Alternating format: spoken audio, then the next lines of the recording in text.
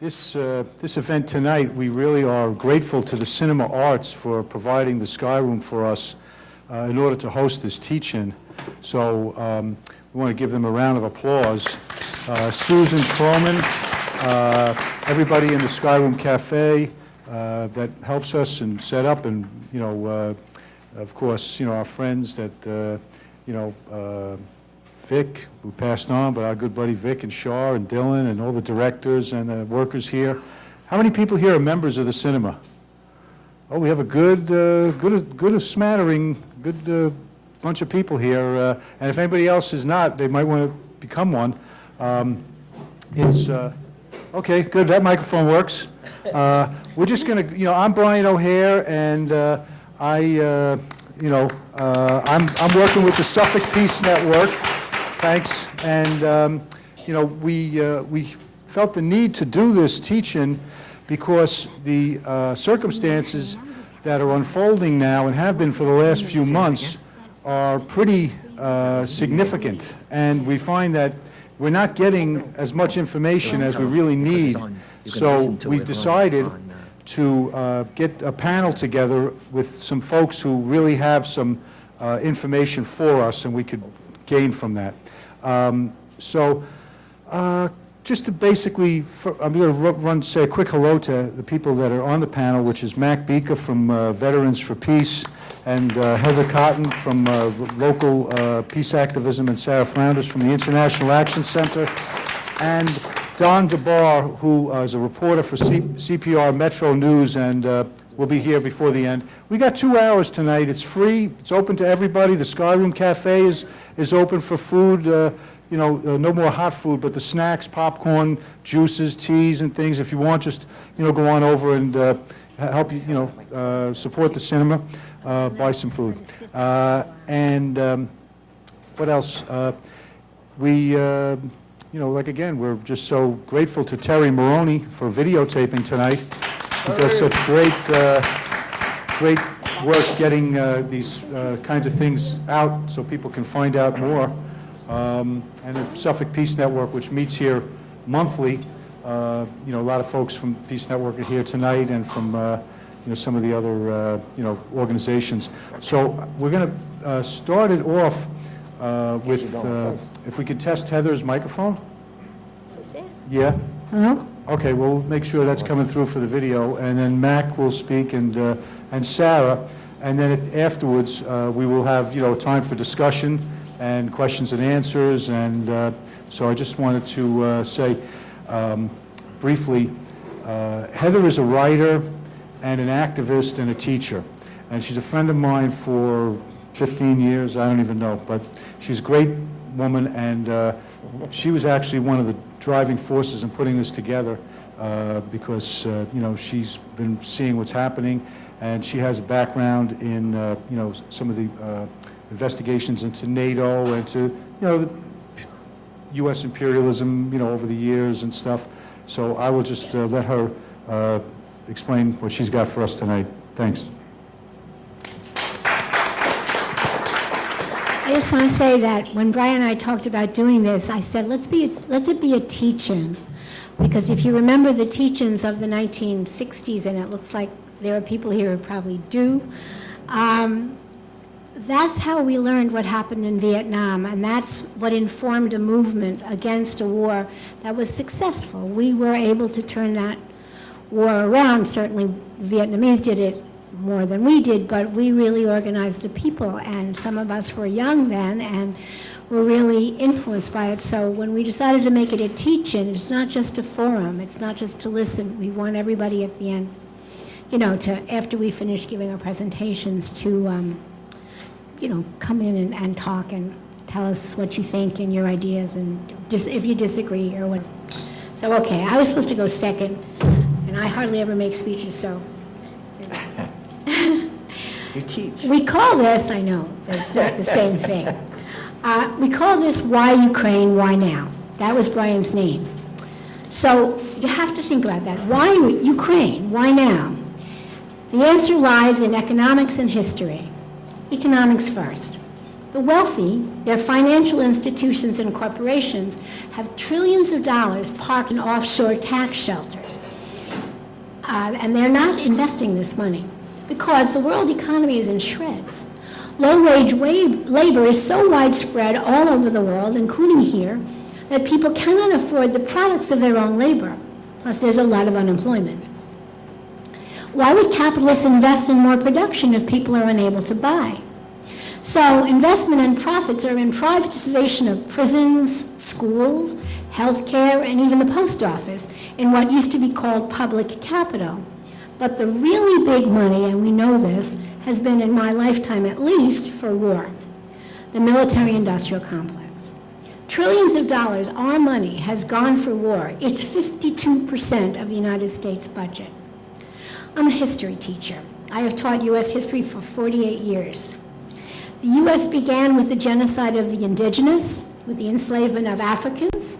Then it was a history of land grabs, stealing a quarter of Mexico, the Indian Wars. Then there was war for Cuba, Puerto Rico, the Philippines, and beyond. Marine Brigadier General Smedley Butler said in 1933, "I spent most of my time being a high-class muscle man for big business, for Wall Street and for the bankers. I was a gangster for capitalism."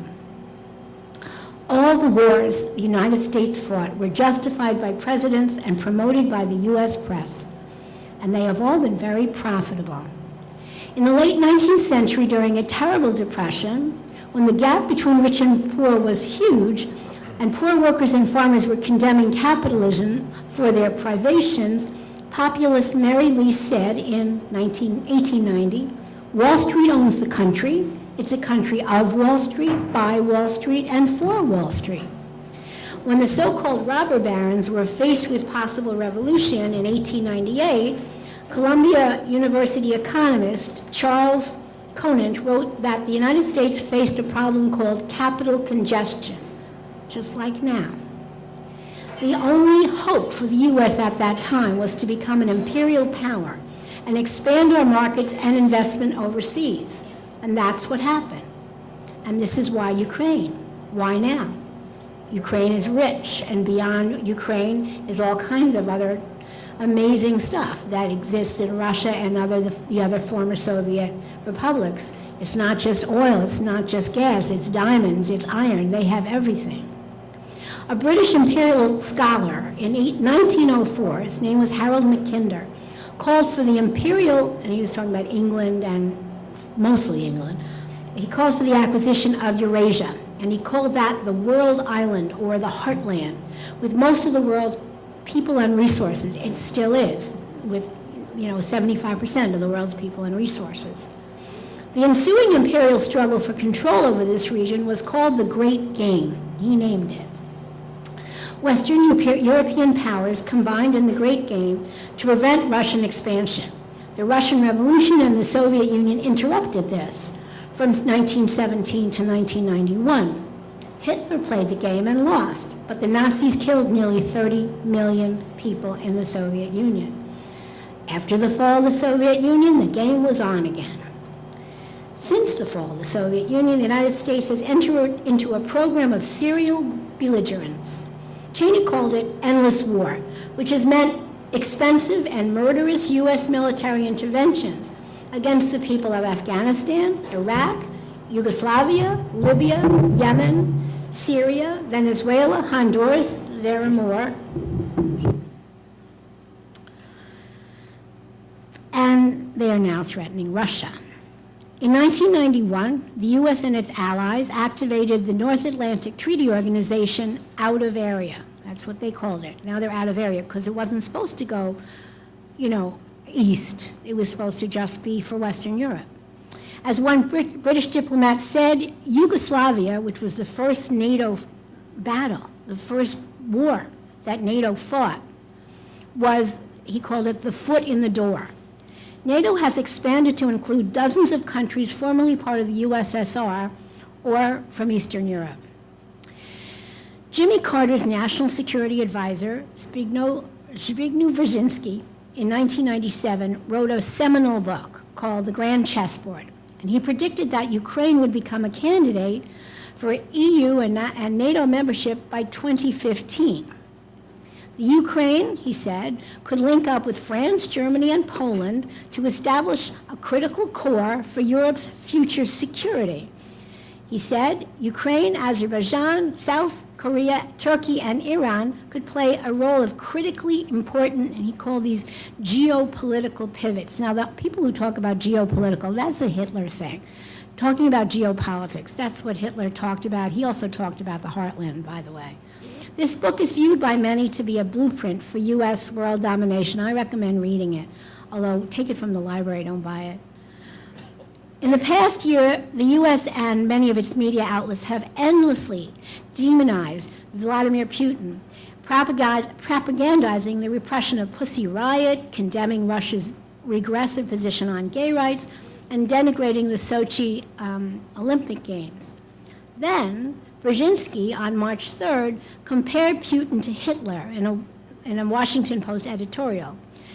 The following day, Hillary Clinton followed up with the same comment, and then McCain and others began to use this. And just yesterday, when Brian and I were organizing for this out there, a man came up and said, but Putin is Hitler. So that really, caught. The Obama administration has entirely hidden the United States support of the ultra-nationalist neo-Nazi factions of the Ukrainian opposition. The Nazis are the U.S. government's friends. And if you'd seen the thing, maybe we'll show it at the end. If you saw the pictures of these people, they're the children of Nazis. They're the grandchildren of Nazis. These are people who are the ones who are behind the Kiev government. In the Grand Chessboard, Brzezinski wrote that the U.S. had 20 years to gain control over the world's resources before the people of the world rose up against it. Last year, when Ukraine's now ousted President Viktor Yanukovych canceled plans for the Ukrainian integration into the EU in favor of stronger ties with Russia and resisted IMF restructuring of the economy, which would have reduced the already impoverished population even further, the U.S. moved to support the ousting of Yanukovych. Assistant Secretary of State Victoria Nuland, in that leaked the EU phone call, that you heard about, that's not the worst thing that she did. She basically, in that phone call, named Yarseny Yatsenyuk, Yats, as she called him, as the best one to rule Ukraine, take over after Yanukovych was gone, to rule the Ukraine, and the U.S. financed violence of the ultra-nationalist Svoboda Party and right sector was unleashed for the regime change. The United States has supported fascists before. Anyone who knows U.S. relations with Latin America knows that. At this moment, the U.S. is supporting a fascist and violent destabilization campaign against Venezuela. The Honduran fascist coup in 2009 seems to be the template for the U.S. plan for the Ukraine. It was a military coup, replete with gun thugs and police and armed forces in the streets. And then the U.S. promoted a phony election plan to be conducted by the coup government in Honduras, which took place. The U.S. mainstream media maintained complete silence on the actual nature of this coup. When the U.S. assisted in the dismantling of Yugoslavia, it had no problem supporting a Croatian fascist government with former World War II fascist Ustasha, those are the fascists of Ukraine, symbols, and repression in the 1990s. The U.S. supported the Operation Storm, which enabled the Croatian government to ethnically cleanse 250,000 Serbs whose families had been living in Croatia for 600 years. Albanian and Kosovo fascists still run those states, and they are the center of the world's drug trade. All of this suppressed in the U.S. media. Yarseny Yatsenyuk and his supporters openly they talk about this guy, Stephen Bandera, who was the Nazi and fascist leader of the Ukraine in World War II. The Maidan protest government in Kiev took power by force, backed by U.S. billions. It's a fascist junta. His party, Svoboda, is a neo-Nazi party. Ukraine's fourth biggest party, holding 36 seats out of 450 in the parliament. They're also part of the fascist alliance of European national movements. That includes the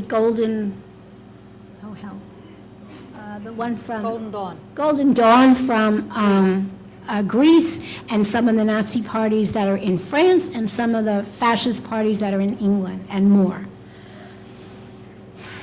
In World War II, the Ukrainian Nazis killed up to 70,000 of their own people, those who opposed the murder of the Jews and the Poles and the Russians and the Rome and others. In the past 2 months, children and the grandchildren of these monsters, who have risen up again, have killed over 30 Ukrainian children and youth who oppose the Nazi agenda. And none of this is mentioned on U.S. corporate media, not even on WBAI. Former Clinton Assistant Secretary of State Richard Holbrooke said in 1995, "The United States must lead in the creation of a security architecture that includes and thereby stabilizes all of Europe. The West, the former Soviet satellites of Central Europe, and most critically, Russia and the former republics of the Soviet Union." He said that expansion of NATO is an essential consequence of the raising of the Iron Curtain. For what? Ukraine, the biggest country and breadbasket of Europe, although somebody pointed out that the breadbasket has been polluted by Chernobyl, so maybe we're not eating that bread unless, of course, it bakes itself, as he said. That was his friend Brian. But anyhow, Ukraine is now open for business now that this fascist government is taking place. I just want to say, I went to Honduras during the coup in October of 2009, and the United States program for Honduras was Honduras, open for business. It was the same exact business, big business. Transnational Western banks, agribusiness, and big oil, which just got the right to frack there, has been signed on to by the Kiev government. And in fact, they just signed an agreement to be a repository for U.S. nuclear waste. I mean, this is where Chernobyl is. I guess they figure, well, it's bad enough, so let's just add some more poison. This is not a land grab by Russia. This is a land grab by the United States and its allies in NATO, with Poland and the Baltic states cooperating. I just read today the Romanians are involved, and they're sending troops towards the border with Ukraine. Blackwater, you remember them, they're now called Academy. Mercenaries are there to train Ukrainian forces and to take over the industrial East, which is resisting the Kiev government. Historically, people in this region hate fascism, and the Kiev government is repressing Russians, which are a large population of Ukraine, all over the Ukraine. The U.S. corporate press is 100% in line, calling the peaceful Crimea referendum a land grab. While Russia is behind its own borders, the U.S. employs threats of military intervention. They always call it humanitarian intervention. It was humanitarian bombing in Yugoslavia, right, for 78 days in 1999. Covert operations, mercenaries from thousands of miles away are coming. U.S. NATO forces are landing today and yesterday in the Baltics and in Poland. When capitalism is in crisis, the people resist. It always turns to fascism and war. Remember how Homeland Security and the FBI coordinated a violent shutdown of 1,000 peaceful Occupy protests across the country in the space of 1 week? Okay. Since 9/11, legislation has enabled the repression of freedom of speech, of the press, even religion, increased restrictions of women's rights. There have been 2 million deportations. The U.S. incarcerates 25% of the world's prisoners here. Guantanamo is still open. Drones kill people who are suspected terrorists and their families at will anywhere. My late husband, Sean Gervasi, an economist and an analyst of U.S. foreign policy, died in 1996. He wrote, "Why should the world see any benefit in the enforced extension through NATO intervention to other countries of the economic and social chaos which prevails in the West, when the very process itself increases the risks of nuclear war?" Democrats and Republicans are together on this. Demonization of Putin and Russia is the ploy. This is dangerous. It does risk nuclear war. We need an anti-war movement, fast.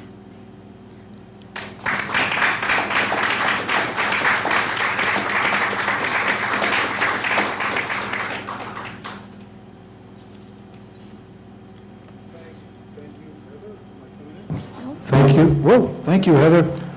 And we will turn off Heather's microphone so we don't get feedback here. And we will turn it next to the chairman of Long Island Vets for Peace, Camillo MacBeaker. Thank you. Yikes, I'm not used to the term chairman. It sounds almost Maoist. That's not so. Chairman Mac, yeah. I'm probably the least interesting person on this panel. I'm a philosopher, and my focus in philosophy is political philosophy and ethics, and specifically the relationship between ethics and war. I guess you can imagine why that is of interest to me, since I spent virtually my entire life in one way or another, either preparing for war, studying war, training for war, fighting war, or recovering from war, or now trying to end war. So you know, when I listen to that song, "Study War No More," I'm saying, well, maybe one day that'll be the case. I just want to say a couple of things, mainly about hypocrisy, I think. I was just so impressed with my friend Kerry. Well, he's not really my friend. We belonged to the same organization years ago, Vietnam Veterans Against the War. That was the young Kerry, and that was the smarter Kerry, although we all kind of felt at the time that he had greater ambitions than ending war. But you know, his speech to I think it was the Senate Armed Services Committee, where he talked about who wanted to be the last person to die in a futile war, was very significant. And unfortunately, he's changed somewhat over the years, from someone who realized the importance of peace and the awfulness of war, to someone who's now, or slowly evolved over the years, to be a drum beater for war. He recently said, and I want to quote him, so I'm not accused of attributing something he didn't say. He says, "You just don't, in the 21st century, behave in 19th century fashion by invading another country on completely trumped up pretext." Now, he said that with a straight face, now, which is amazing. Now, possibly that may go over with some Americans. I doubt very much that it goes over with anyone else around the world, and with the rest of us who at least have at least taken some interest in what's going on. So it's the blatant hypocrisy is just sad. I always find myself, I teach a number of courses on war, and sometimes I almost hate myself for sounding so anti-American or so critical against America. And look, I fought for America, or what I thought was fighting for America. So I consider myself a patriot, probably more a patriot today as I fight for peace than when I wore the uniform of a United States Marine. So I almost feel bad, and I see some of my students sometimes, and I know in their face they say, "Boy, all you're doing is bashing America." So I don't think that's the case. I don't think that the trying for truth, seeking truth, is damaging our country or bashing America. Last night we had a get-together of veteran peace advocates as well as our supporters, trying to bring truth to, we call it full disclosure. As you may or may not know, this is going to be the 50th anniversary of the Vietnam War.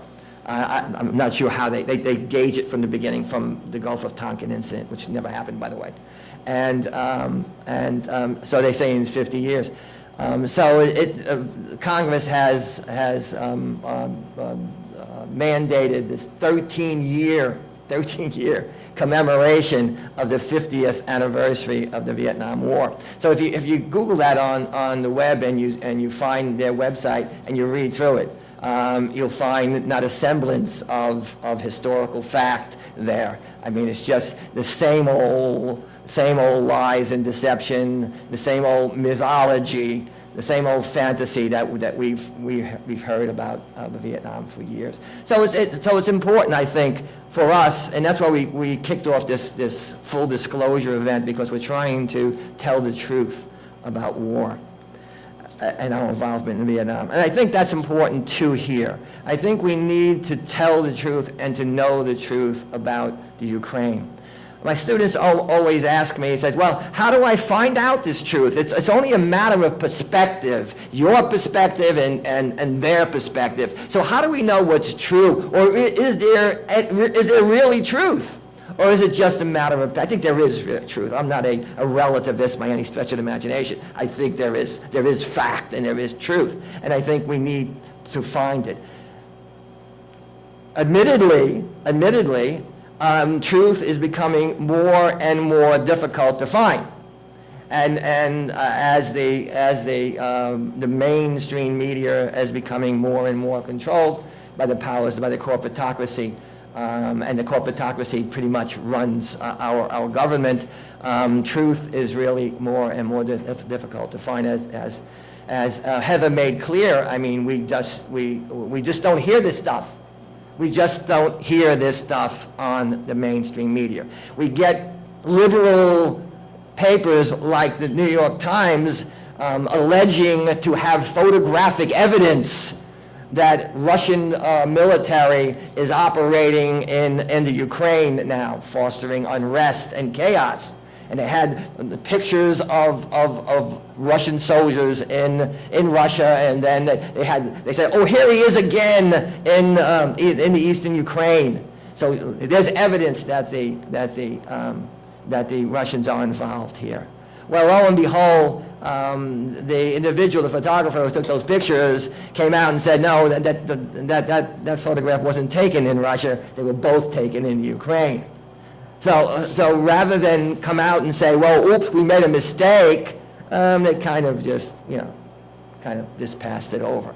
But regardless, even if they came out and printed a retraction, which would be nice, the word is out. The word is out. People have that impression. We easily latch on to that. We love to demonize. We're very good at demonizing. That's how we create enemies. That's how we create individuals who kill. An interesting study, and I'm going to go all over the place, so just, we'll leave all the Ukraine facts to my esteemed expert on the end. But what we do, what we learned a long time ago, a study was done in World War II by an army historian, S.L.A. Marshall. And he found that in his study that he went around after World War II and asked combat soldiers, have you actually fired your weapon at the enemy? And to his shock, he's found that even soldiers under combat threat, only 17%, 17 to 20 out of 100, actually fired their weapon at the enemy. This is now Peacenik saying this. This is a general, an official army historian come back and saying this. So needless to say, he was shocked, and the government was shocked. How are we going to continue to fight wars if only 17 out of 20% of our people are firing their weapons at the end? We got to do something about this. Well, they did. They came back, and they made drastic changes in the preparation of the warrior. We've realized that while certainly we want to continue to teach people how to maneuver on a battlefield and how to fire a weapon, what's most important, what's most critical is that we have to prepare people to kill. We've come to realize that human beings are not natural-born killers. We have to program, condition them, prepare them to kill. So after World War II, we started to make changes, drastic changes in our boot camp or basic training. And we did this by making it rather sophisticated, almost Pavlovian in the way we condition people, the stimulus response kind of killing. We did okay because this SLA Marshall did the same study after the Korean War and saw some significant improvement. After the Korean War, some 54% of the combat soldiers were firing their weapon at the enemy. But of course, that wasn't good enough. So after the Korean War, we really got into it. We really take these kids now, we program and condition them. We even use wonderful video games to accomplish this task. And again, how we emotionally, morally, and psychologically prepare these people to kill is tragic because it inevitably has a cost which we're just now seeing in the fact that some 23 veterans a day, get this number, 23 veterans a day are committing suicide. 23 veterans a day are committing suicide. The result of this preparation. Well, SLA Marshall was gone, but the study was done again after Vietnam, and after Vietnam, the results were that some 94% of us was now firing our weapons at the enemy. I don't know of a study being done with Afghanistan and Iraq, but there's no reason to believe that we've become any less proficient at killing. So we've become good at it. And one of the methods that we use in basic training and boot camp is the demonization of the enemy. When I was training, I was stabbing dummies. The dummies had slanted eyes. And we would say, gook, gook, gook, dink, slant, Charlie. We can't refer to them as human beings.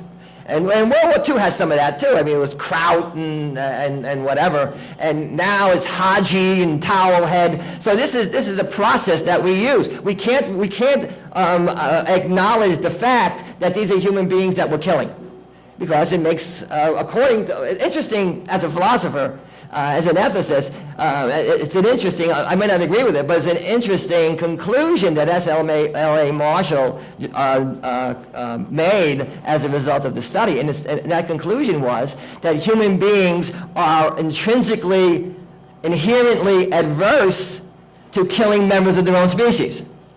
So unlike what Freud said and Hobbes said and people like that we're basically by nature killers, SLA Marshall concluded something else. That by nature we have an intrinsic aversion to killing, we have to be programmed and conditioned to kill. So one of the methods in which we do that is distancing. So we create these killers. So we see that now, we create these enemies, these demons. They're all demonic, we all compare them to Hitler, Antichrist. And I'll be honest, when I was very, very motivated. I was a Marine lieutenant when I went to Vietnam.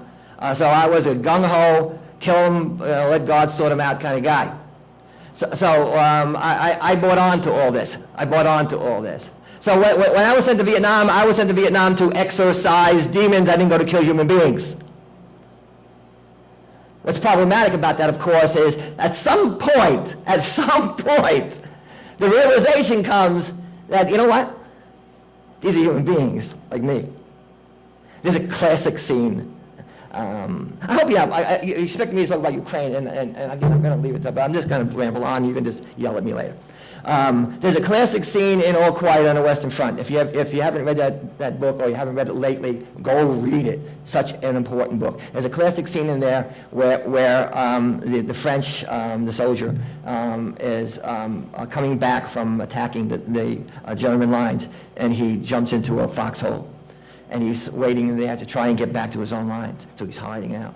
So during that time, the Germans now have an assault, and they're repulsed. And on the way back, a German soldier.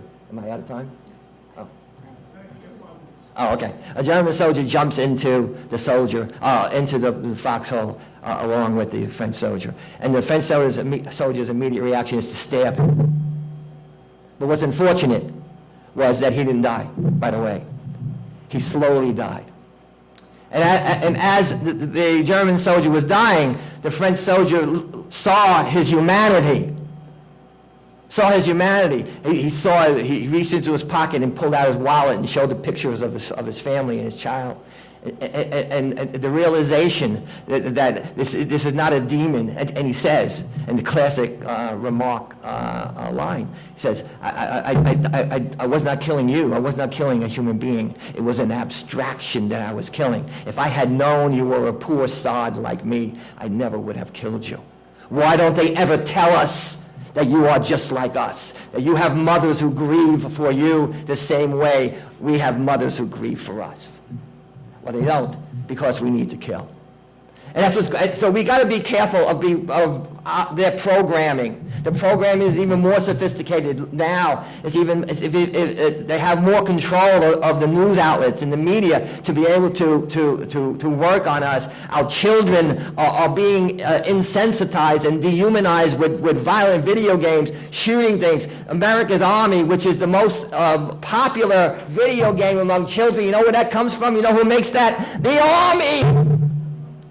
When did the Army go into business of teenage and child education? Of course, they're doing it because they have a motive of doing it. They spend millions of dollars developing this most popular of all video games that the kids are playing constantly. We're programming these kids from childhood. There's no difference between playing a video game and shooting bleeps on the screen to operating a drone and killing bleeps on the screen of human beings who are thousands of miles away from us. We have to be careful. We have to be aware, we have to be upset, and we have to be pissed off. As Heather said, we have to do something. I love America. We all love America, but we have to make it better. We can't allow them to do this in our name. I always say, well, a guy last night was talking about atrocity of the Vietnam veterans. I'm tired of that shit. I don't want to hear about atrocity anymore. We know about atrocity. We were there. We did it. And you know why there's atrocity in war? Because you create us to become killers. And what do you expect? When you create us to become killers, we kill. War is like that, you know. So it's easy to sit back here under the safety of our offices and classrooms and halls and make moral judgments and look down at us from your moral high point and say, you guys are crazy, you're killing civilians, how awful of you. Well, you don't understand the nature of battle. You don't understand the nature of war. This is what you created. This is what we become. And there's blood on your hands as well as on mine. Thank you very much.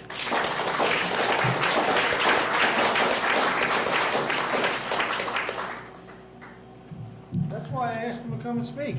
Even though I said nothing about Ukraine, but... You did. You said something about war, and that was very, very terrific, very great. Coming through? Yeah, okay. I want to thank Heather and Mac for so far our presentations, and we are still, like I said, waiting for Don DeBar, and hopefully he'll be here and he can give the benefit of his research that he's been doing. So I want to now introduce from the International Action Center a friend, Sarah Flounders. And I met Sarah about 15 years ago at a forum about the Yugoslavia situation at that time, which was, a Democratic president, bombing campaign, so many things come full circle, We do have, I'm going to pass around a pad for people who want to sign for a meeting that we're going to have to continue the work of getting this word out. And also, after, Sarah, after you speak, I'll talk about the forum or event at the Riverside Church on May 10th, Saturday, May 10th. It's a big teach-in there as well. So without further ado, I want to introduce Sarah Flounders.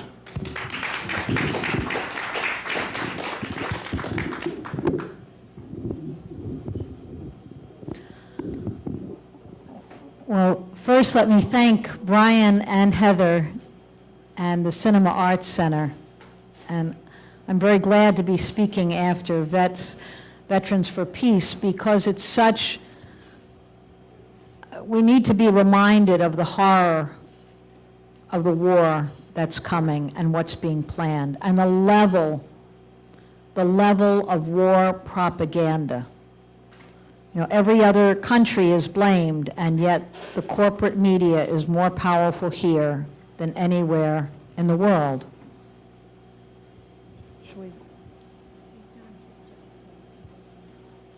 All right, so maybe we'll hold just a minute.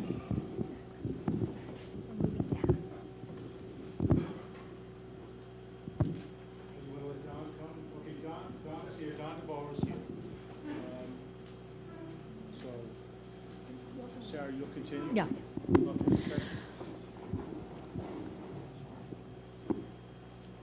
The corporate media is more powerful here than anywhere, and I don't think we could think of a day in the past few weeks that we haven't heard that Russian troops are moving inside their own border.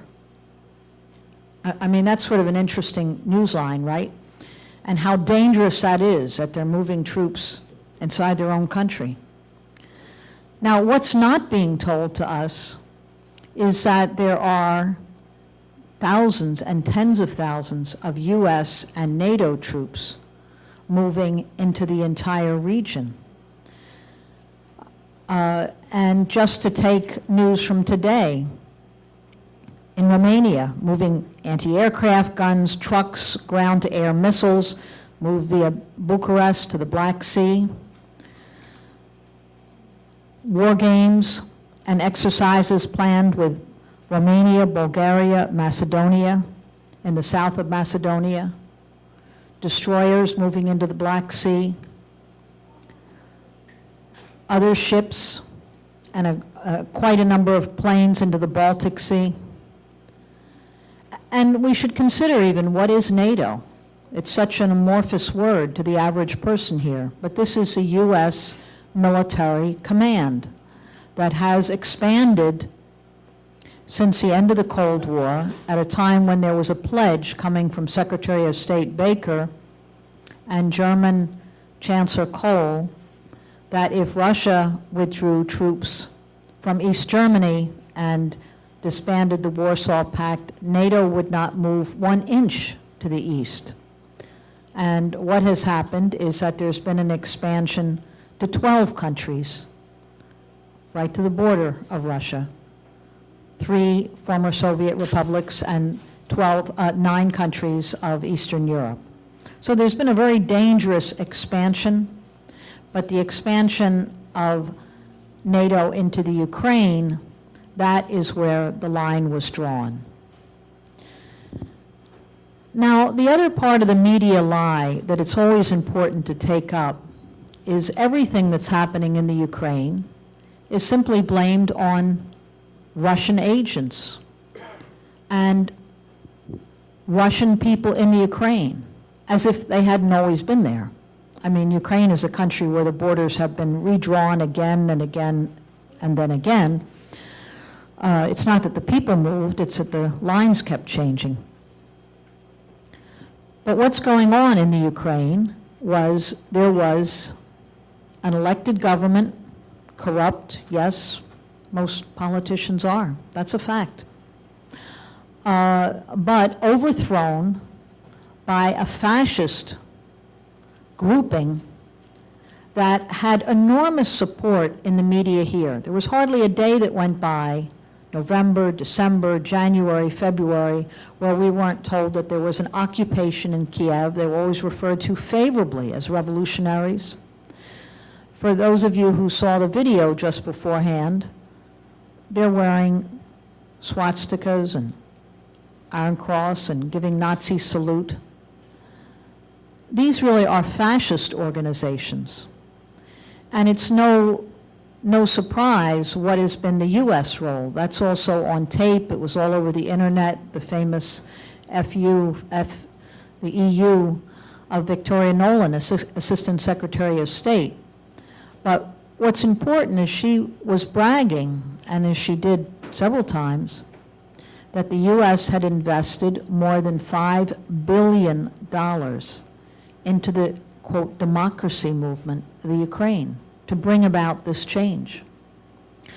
Looking at it another way, at the time of what was called the Orange Revolution in the Ukraine, 2006, at that point, U.S. bragged that they had helped to establish 40,000, it's quite an incredible number, 40,000 NGOs and civil society organizations in the Ukraine, funded by USAID and Rockefeller and Soros and Ford and many, many different foundations. But their purpose was to bring Ukraine into alignment with NATO. It was a very, very important part of U.S. plans. Now, if you look at what's happened, there's been a surprise development. So you had a fascist grouping who literally seized hold of the government throughout the elected government. No election, a deal had been made that elections would be held. They seized hold and set up as head of the national police, as head of the military, these fascist organizations, Right Sector, Swoboda. They ousted the elected government, and this created an uprising in eastern and southern Ukraine and in Crimea. In Crimea, the population there knew immediately what joining NATO would mean. But they made no bones about it. The first thing they did on seizing the government was saying, we're outlawing use of Russian as a language. We're ending the autonomy of Crimea. And everyone in Ukraine already knows, and they know this very well, that part of the agreement, the association agreement to join the EU, is joining NATO.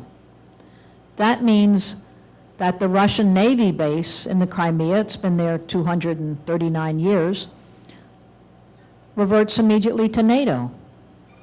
And people there didn't wait. The very next day they said, we're having a referendum on our future. If you're going to end our autonomy, bar use of Russian, and we know the next step. Now, how did they know the next step? See, this is a game book, a script well written in the past. There was an extreme fascist grouping that seized hold of the government in Croatia, 1990, 91. Was also immediately recognized by Germany and then the US. And what was the first step they did?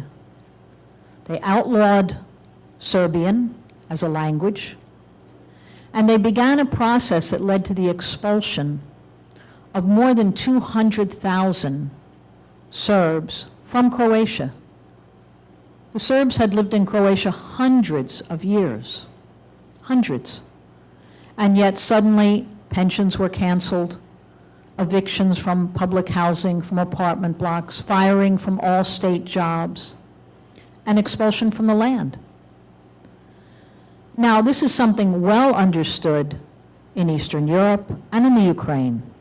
It's not understood here. It's not known here.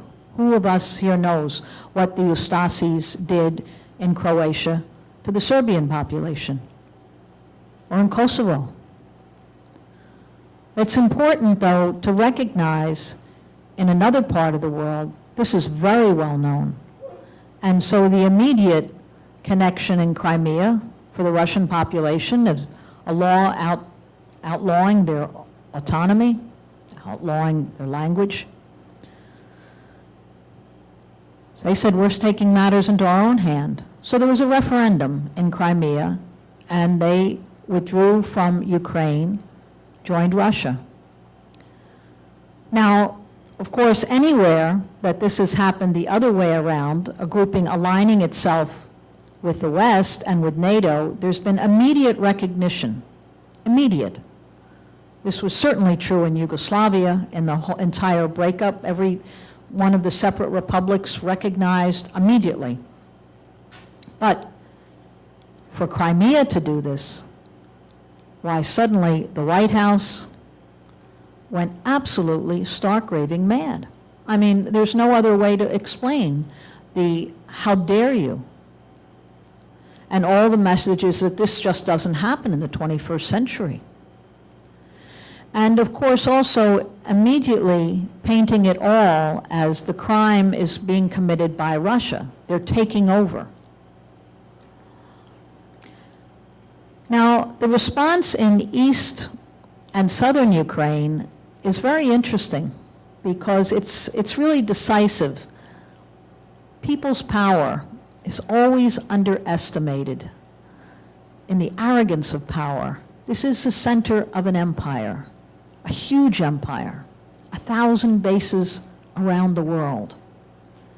We can't get away from this.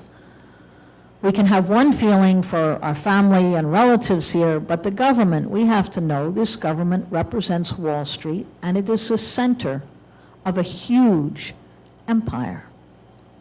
And they're rolling forward, whether it's with NATO, whether it's the encirclement of China, whether what they call the Asia pivot, or the encirclement of Russia, or their right to arm an opposition in Venezuela, or Honduras, or any other country which they feel they want to take over course and direction again. Now, in the Ukraine, I keep getting to this point and backing up, but it's very important to recognize what happened when people went into the streets, took over the city halls in one town and city after the other, set up a blockade. They said there's an illegal government that has seized power in Kiev, simply taking over the government buildings, appointing themselves the head of the police, passing out the arms. We're taking the same measures here. These were working people. This is the most industrialized part and in the mining center of the Ukraine. It is an example that people's power can be stronger than military power when it's organized. Now, here was an article from the New York Times, April 17th, and I really loved it. It was titled, "Ukraine's Push Against Rebels Grinds to a Halt." Ukraine meaning the fascists in Kiev. It said a military operation that the Ukrainian government said would confront, quote, pro-Russian militants in the east of the country unraveled in disarray on Wednesday with an entire contingent of 21 armored vehicles that had separated into two columns, surrendering and pulling back before nightfall. This is a glaring humiliation for the new government in Kiev. Sure is. I mean, it's actually a very good description, even for the New York Times, a very objective situation of what happened. That tanks and armored units and military units were sent in to the east to try to seize back control. And the soldiers, very much as Veterans Peace were describing, they're not like battle hardened yet. And they said, why should we fire on our brothers and sisters? They took the magazines out of their guns and they held up the flag of what is now called the People's Republic of Donetsk. Now, it's very interesting also what the People's Republic of Donetsk put forth in seizing government buildings and the military, because it shows that this can unravel in all kinds of directions that are a surprise to the U.S., maybe a surprise to Russia too. They're calling for renationalizing the industries, getting rid of the oligarchs. They're saying we have a right to set up our own government, and we have a right to take the industries back from everyone who's been doing the privatizing for the last 20 years. So that pushed anxiety buttons everywhere, but especially in terms of both Washington and the European Union, who have put enormous energy, strategy, and plans. What's the real purpose of NATO? It's to be a military force in place if the people decide they don't like capitalism, that they want their own industries back. They don't trust the local military in any of these countries. So the purpose of destroyers and aircraft missiles, anti-aircraft, and all kinds of training in the West, and also all of these thousands and thousands of NGOs where young people go for training in Berlin and Frankfurt and New York and Chicago, is to try to tie hand and foot these formerly socialist countries to look to the West for everything, and to be trained in the West. So the development with this People's Republic of Donetsk, this is a very interesting sort of history is being made as we're sitting here. And we do know the response that's coming from Washington, from the Obama administration, from the aircraft carriers moving, from the tanks, from the drones, from the overflights that are happening.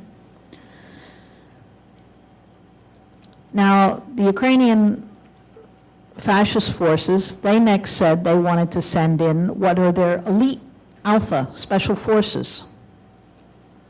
The Alpha Special Forces said, well, we're actually an elite force. We're to be used as a surgical tool in hostage and other situations, and you just don't use a scalpel to cut down a tree. That was a good way of saying no. Then there were mercenaries provided by the U.S., some of whom were just actually seized today and yesterday. They first said they were part of the OSCE. The OSCE said, we have nothing to do with them. We don't know who they are. Blackwater, or now called Greystone, are there in the thousands. And we know that that can make a truly bloody mess.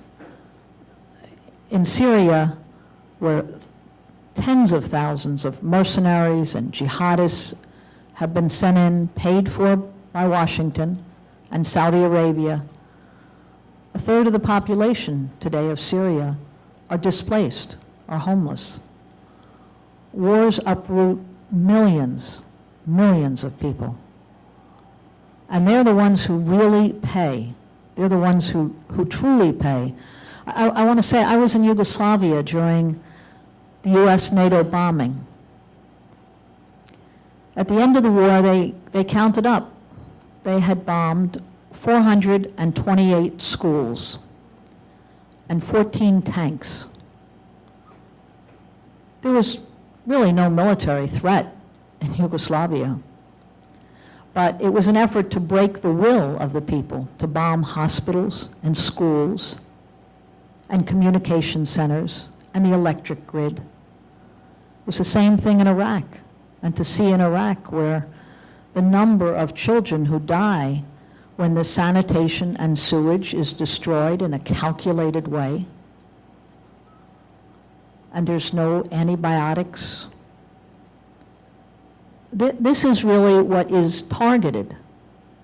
In Syria, just in September, seeing so many displaced people who are living now in community centers like this, all over the country, because their homes have been absolutely just destroyed. It's the only secure way to survive and provide a cafeteria with food and some form of continued education for the children. U.S. wars create a horror on the ground, and they are calculated to lay havoc to the civilian population. There's a military capacity to destroy the world several times over with nuclear weapons, but that just leaves incineration. Even for the capitalists, that's not really an option. But we do need to know that there's a real danger that they are capable, when all of these huge guns and destroyers and missiles are moving into place, that something horrendous could happen. And what's happening now on the ground, when you look at any of the images, I want to go back to the People's Republics that are being set up. It's a mix of Russian flags and red flags. there are all kinds of political debates and how to proceed. It's a danger for Wall Street because this example could spread all over East Europe. There are a lot of, it could spread in Western Europe. Look at the people in Greece who've seen their pensions just totally ripped to pieces. And the pay cut by more than 40%. That's austerity. You got to pay the banks. And to pay the banks, that's no different in Spain or in Ireland. It's true half the countries of the European Union. And what does Ukraine expect in joining the European Union? Well, they found out the first week. Pensions would be cut, pay would be cut, money for infrastructure would be cut. The U.S. immediately pledged $10 billion, but it's $10 billion that will never even pass through Ukraine. It's just $10 billion to pay the very banks. We pay $10 billion, and that goes straight to the banks. At the very time that $8 billion was just cut, very same time, $8 billion was cut from food stamps, the SNAP program, right here in the U.S., because there wasn't enough money. But there's an immediate decision that $10 billion can go to the Ukraine, on top of the $5 billion that already went for the great democracy movement. So I don't want to take any more time because we really wanted time for discussion. I'm going to just close on one thing. There were negotiations in Geneva, right? They said the negotiations between Russia, European Union, the U.S., and the fascists who have the government in Kiev. 2 days after the Kiev government the fascists seized power, right away, Yatsenyuk is invited to the White House. You know, there are countries that wait decades for such an invitation. But 2 days later, there was an invitation of the White House, the UN Security Council, everything to give diplomatic recognition. There was a meeting in Geneva. What was agreed to in Geneva was people who have seized government buildings should give up the buildings. Those who seized arms should give up the arms. U.S. thought that was directed at East Ukraine and South Ukraine. East and South Ukraine said, oh, we agree, but you got to start with Kiev. They seize the buildings, they seize the arms. They're first, and when they do it, then we'll do it. And the response from Washington was, well, Russia has to go in and enforce this. But don't you dare move any troops. So it's really setting up an impossible demand, and one that the people on the ground, their ability to make decisions themselves, that's where we should place our greatest confidence and refuse to go along with the demonization, know that there are big forces in motion, both from White House, from Wall Street, with NATO, but also coming from the ground up, and that is what can make history and change history. Thank you.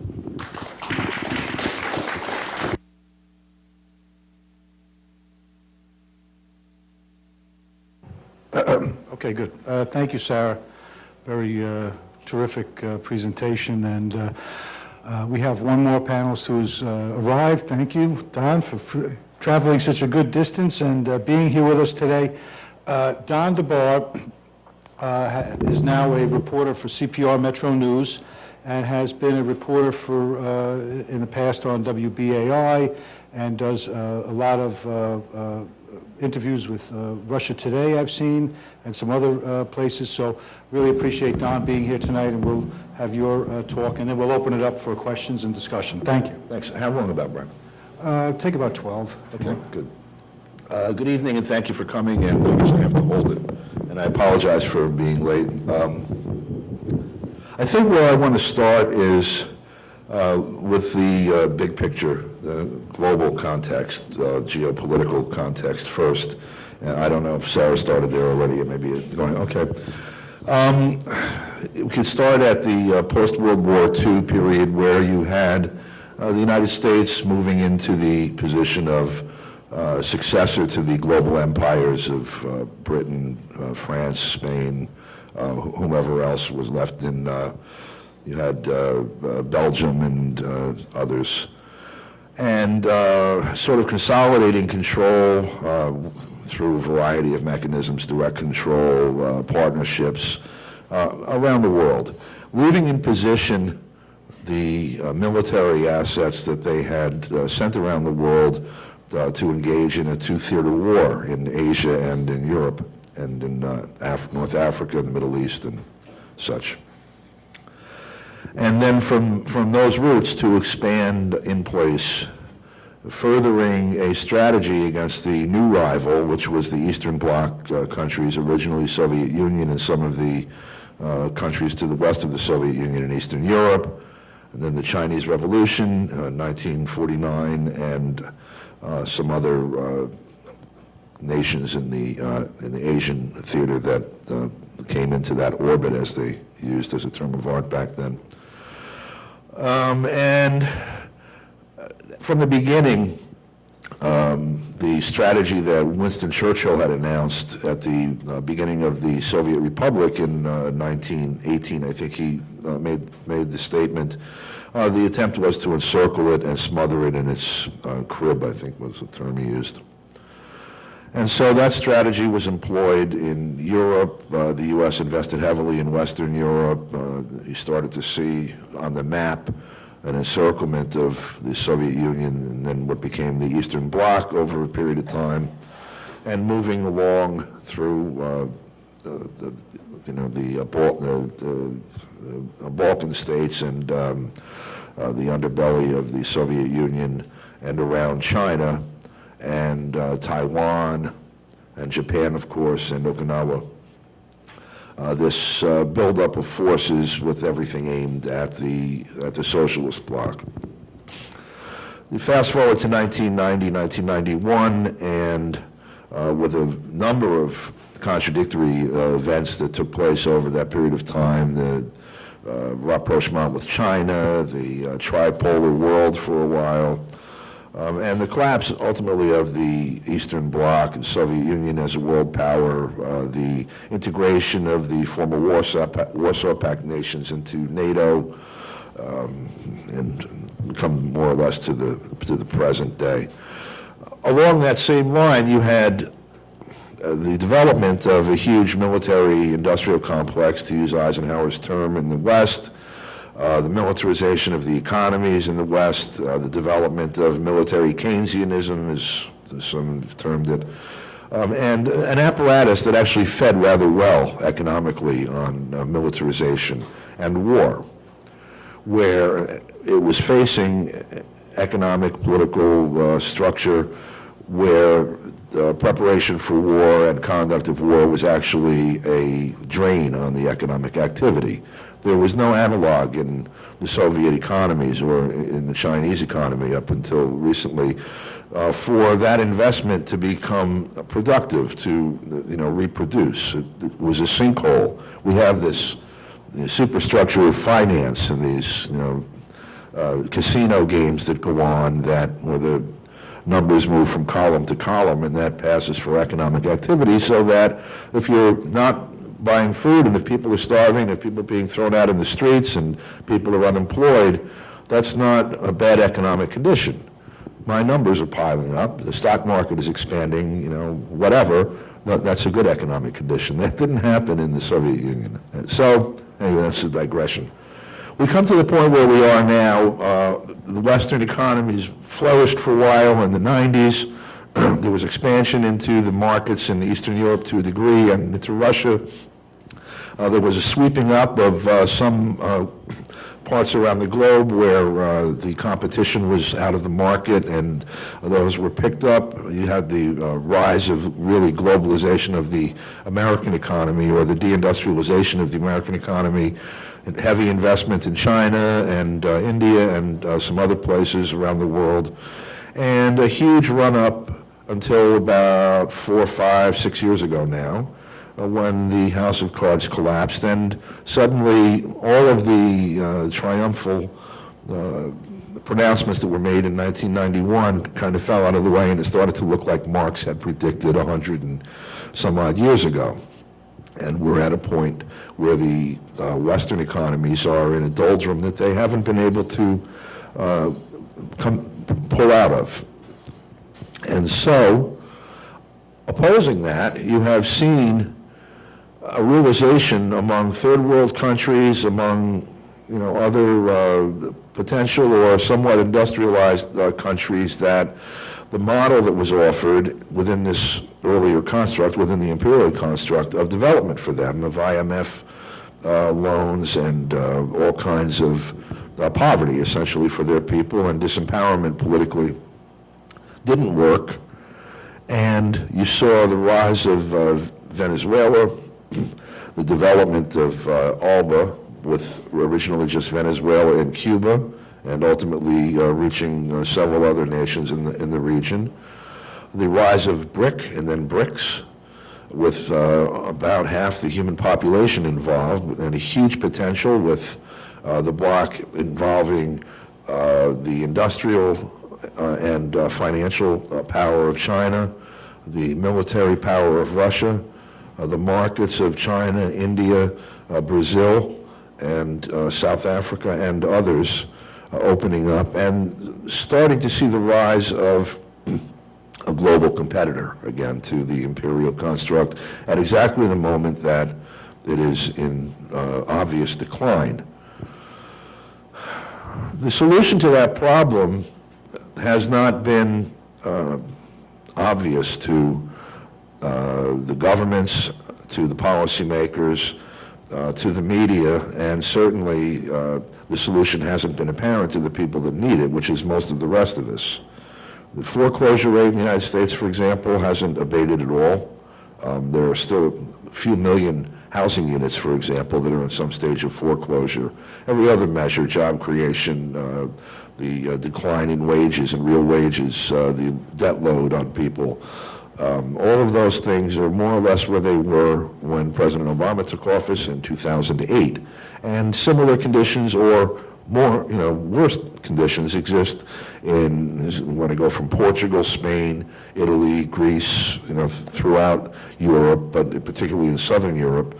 The third world, Africa, and not so much South America at this point, but most of the other colonies of the empire are suffering even worse. And so the rise of this alternative structure happening at a time when the U.S. can't go in and invest in those places, or the Western economies, Wall Street, London, and whomever, can't go in and compete with China, saying, well, China comes into Nicaragua and says, we'll build a canal for you.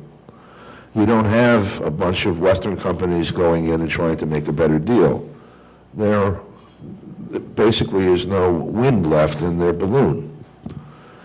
And so we're looking at a period of crisis that may have only, in the eyes of some or in the minds of some, a military solution. And that's where we're at, I think, at this moment.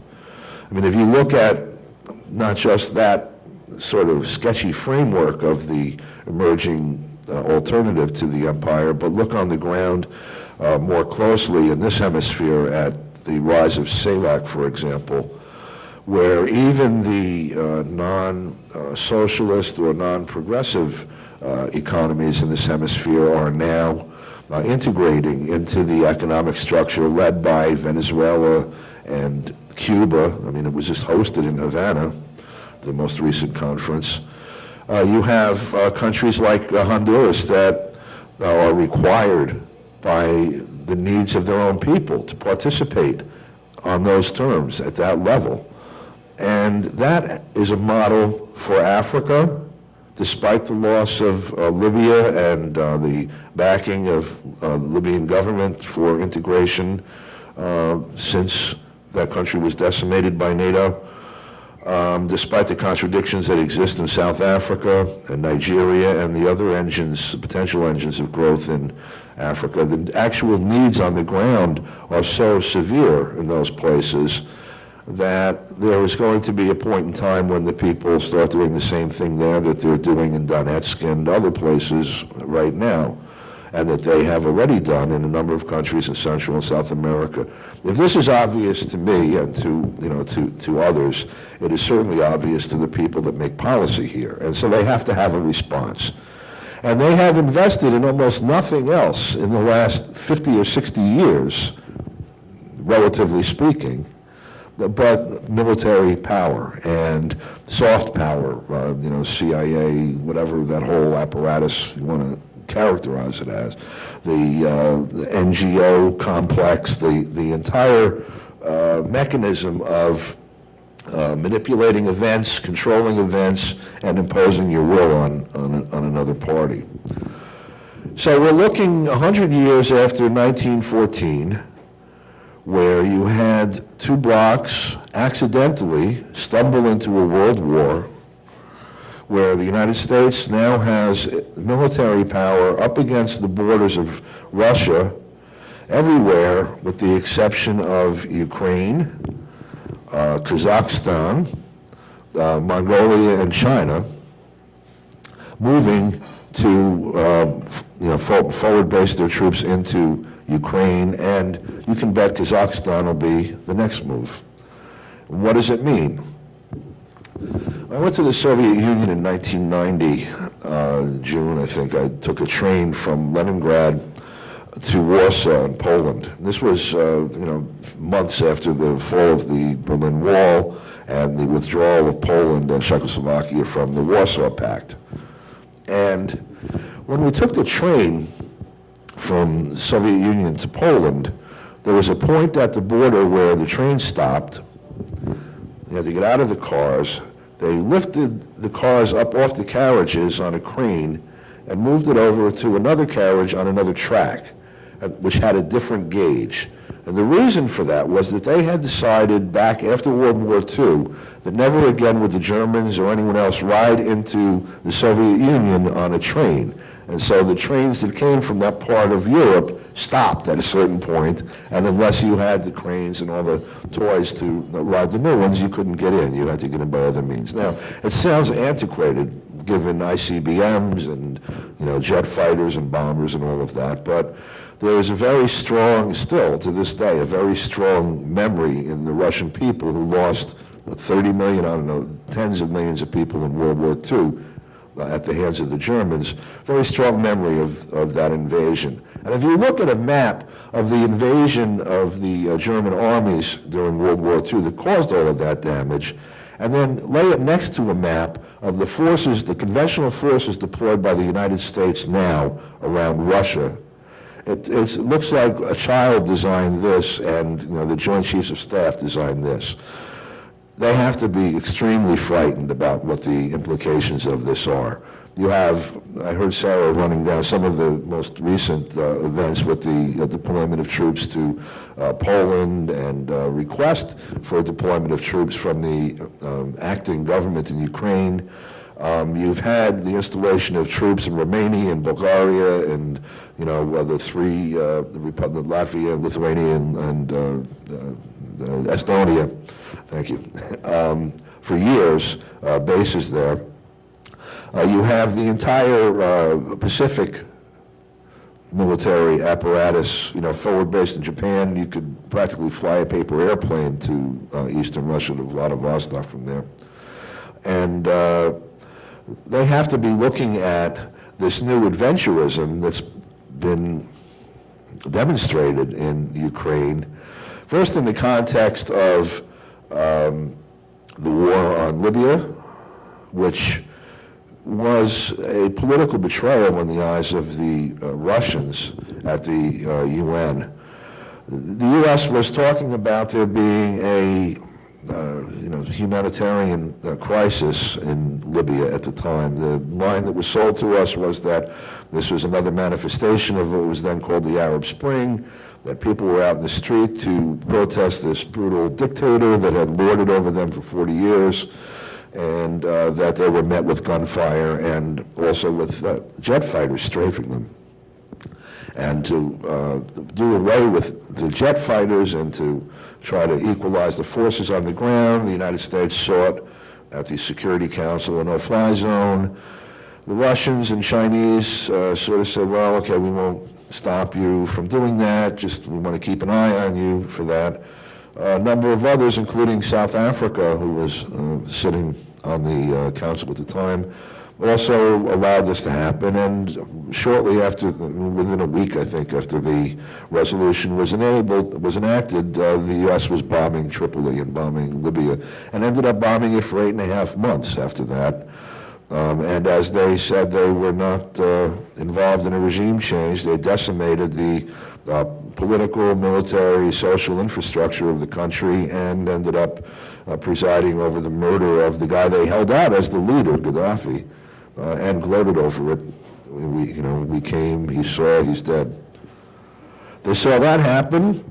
I heard people talking about, the road to Moscow might be paved through Damascus and Tehran. If you look at a map, it's certainly a logical inference. Then the activity in Syria, bringing us to the current condition there, where Russia and China decided, however, to not enable it with sanction of the Security Council, which would make involvement by the United States, direct involvement there, actually illegal under international law. And thus far, they at least have shied away from that, although we came pretty close last August and September with the alleged chemical weapons thing. Oh, wow. How did you get to my point? I was worried about having 12 minutes. Long story short, this is a very dangerous situation. The potential for accidental major war with Russia exists because of the actual threat to Russia that is constituted by the deployment of all of these military forces into that theater. The preparation of the American public and of the public in the West for such a war, with the complete demonization of Russia, the Russian leadership, etc., and the objective need by some very powerful circles in the West to fuel the ongoing imperial project on the back of something. They can no longer do it on debt, which was the last 20 years round that we've had. And so we may find ourselves accidentally in a major war with Russia, or in a major war with Russia that is actually one of design by a small but influential group inside the government. I think that we can't wait for it to happen like we did with Libya and Syria and a number of these other things, but that we need to really be organizing like crazy right now, or we may find the cost is a lot more than we were willing to bear had we known in advance. Thank you.